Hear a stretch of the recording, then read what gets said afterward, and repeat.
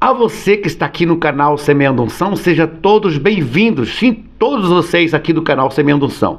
Mas, por favor, se inscreva. Estamos no livro de Atos dos Apóstolos, capítulo 16. E aqui no canal já temos todos os vídeos, em especial a leitura aqui no painel e também a pregação da palavra, porque a fé vem através do ouvir e ouvir a palavra de Deus. Vamos para o capítulo 16. Vamos fazer a leitura dele? Vamos lá. E chegou também a Derbe e a Listra. Havia ali um discípulo chamado Timóteo, filho de uma judeia crente, mas de pai grego. E os irmãos em Listra e em Icônio davam bom testemunho dele. Paulo queria que ele o acompanhasse. Tomou-o então e o circuncidou, por causa dos judeus que viviam na região, porque todos sabiam que seu pai era grego. À medida que passava pelas cidades, entregava aos irmãos as decisões que havia sido tomada pelos apóstolos e presbíteros em Jerusalém, para seres obedecidas. Desta forma, a igreja era firmada na fé, e cada dia crescia em número. Atravessaram a região frígio-galacta, mas foram impedidos pelo Espírito Santo de anunciar a palavra na Ásia. Quando chegaram perto de Mísia, tentaram ir para Bitínia, mas o Espírito de Jesus não o permitiu. Então, passando pela Mísia, desceram para Trode. De noite, Paulo teve uma visão. Nela, em pé, um homem da Macedônia suplicava-lhe: vem para a Macedônia e ajuda-nos. E quando ele teve esta visão, logo procuramos partir para a Macedônia, concluindo que Deus nos havia chamado para lhe anunciar o Evangelho. Navegando de Troade, fomos em linha reta para Samotrácia e no dia seguinte para Neópolis. De lá fomos para Filipo, colônia romana e a cidade mais importante desse distrito da Macedônia. Ali ficamos alguns dias. No sábado, saímos da cidade para a beira do rio, onde julgáramos haver algum lugar de oração, e, sentados, falávamos às mulheres ali reunidas. Uma das mulheres que nos ouvia, chamada Lídia, vendedora de tecido de púrpuras, da cidade de Tiatira, era temente a Deus, e o Senhor lhe abriu o coração para escolher as coisas que Paulo dizia. Depois de batizada com as pessoas da sua casa, ela nos suplicou: se me considerais crente no Senhor, entrai e permaneceis em minha casa, e nos compeliu a isso. Aconteceu que, quando íamos ao lugar de oração, veio ao nosso encontro uma jovem que tinha um espírito adivinhador e que adivinhava, dava grandes lucros aos seus senhores. Seguindo Paulo e a nós, ela gritava: este homem são servo do Deus Altíssimo. Ele vos anuncia o caminho da salvação. Ela fez isso por muitos dias, mas Paulo, já aborrecido com isto, voltou-se e disse ao Espírito: eu te ordeno em nome de Jesus Cristo que saia dela. E na mesma hora ele saiu. Quando viram que a esperança do seu lucro havia desaparecido, seus senhores prenderam Paulo e Silas e o arrastaram para a praça, perante as autoridades. E apresentando-os aos magistrados, disseram: estes homens, que são judeus, estão perturbando a nossa cidade. Eles divulgam costume que a nós, romanos, não é permitido acatar nem praticar. A multidão investiu contra eles e os magistrados rasgaram-lhe as roupas, mandaram espancá-los com varas. Depois de espancá-los muito, colocaram-no na prisão, ordenando ao carcereiro que os guardasse com segurança.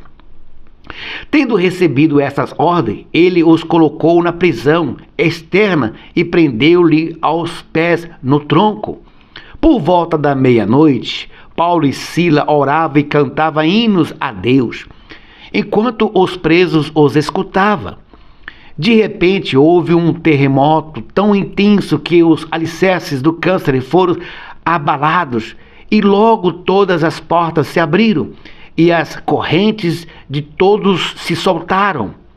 O carcereiro acordou e, vendo abertas as portas da prisão, sacou a espada para suicidar-se, supondo que os presos haviam fugido.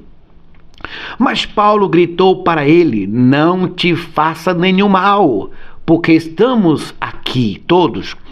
Ele pediu luz, correu para dentro e, trêmulo, prostou-se diante de Paulo e Silas.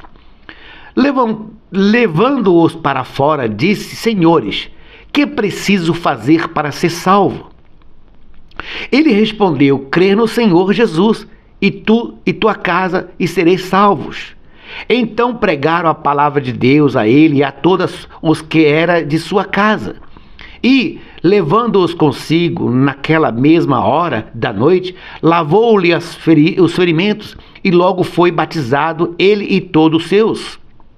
Então os fez subir para a sua casa, pôs a mesa para eles, alegrou-se muito com toda a sua casa por haver crido em Deus. Quando amanheceu, os magistrados mandaram os soldados com a seguinte ordem: soltai aqueles homens.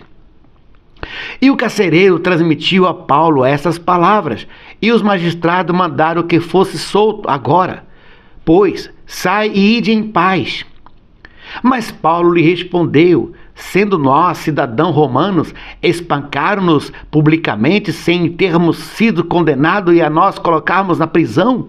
Agora, as escondidas, mandar-nos a sair de modo nenhum, que venha eles mesmos e nos soltem.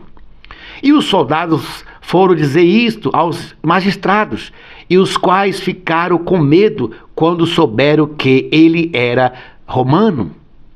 Então vieram, pediram-lhe desculpas e, levando-os para fora, suplicaram que se retirasse da cidade. Eles saíram da prisão e foram para a casa de Lídia. Ao verem os irmãos, os encorajaram e depois partiram. Veja que maravilha, irmãos. Veja, ouça que maravilha. Do capítulo 1 até do versículo 1 até o versículo 40 de Atos dos Apóstolos, capítulo 16, mostra uma realidade. Presta bem atenção.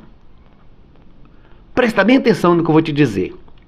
Quando Deus quer salvar alguém, Ele faz o impossível. O homem, olha para você entender, o homem de Gandara, o possesso, Marcos capítulo 5, veja o que Jesus fez para chegar até ele. Moisés no Egito, Êxodo 4, veja o que Deus fez. Noé fez um navio, Gênesis capítulo 7. Jonas no ventre do peixe, Jonas capítulo 1. Agora observe que no versículo 9 e 10 de Atos dos Apóstolos 16, no versículo 9 e 10, fala que Paulo teve uma visão de um homem clamando a ele para ele ir lá pregar a palavra, pedindo a ele para ele ir ajudá-lo. Isso no versículo 9 e 10. Paulo tem uma visão. Agora, observe. De um homem pedindo socorro. Agora veja no versículo 27 ao 35. Deus socorre um carcereiro de suas prisões psicológicas, de suas depressões. Observe uma situação. O carcereiro, ele disse para Paulo e para os irmãos, e para o irmão, e para Silas, ele disse: homens, o que eu faço para herdar a vida eterna? Significa que aquele homem estava numa situação difícil. E eu creio que foi ele ou a sua família que orou a Deus para Deus enviar alguém lá. Mas veja que situação que foi criada. Paulo apanhou, Paulo foi chicoteado por uma necessidade de ir numa cadeia para salvar um carcereiro.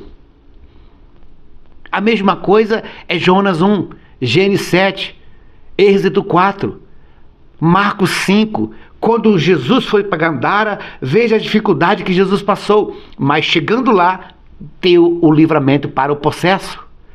Aqui em Atos dos Apóstolos 16, Paulo passou por várias situações, mas o alvo, o objetivo de Deus era salvar o carcereiro e os seus, ou das suas famílias. Veja que propósito, veja que missão que Deus dá. Acho que Paulo falou, eu acho que Paulo, na minha visão, eu acho que Paulo não imaginava que o homem que clamava a ele estava naquela situação e que precisava Paulo fazer por tudo isso para chegar lá. Por isso está escrito: eu te mostrarei, ó Paulo, o que é necessário sofrer por meu nome. Paulo sofreu, mas lá no final, Paulo resgatou uma família das mãos das trevas. Isso é o Evangelho de Deus. Quando você pensa que as trevas estão vencendo, há sempre uma luz no fim do túnel. Quando você pensa que está tudo perdido, eis aí a luz, a estrela da manhã, a saber, é Jesus Cristo. Queridos, amados amigos e irmãos, vocês estão nas lives aqui, não saia daí. Eu volto rapidinho. Só vou aqui, VaptVup, e já estarei de volta. Agora vocês que estão nas lives, por favor, eis aqui o canal que vocês irão seguir. Este é o canal que vocês devem seguir.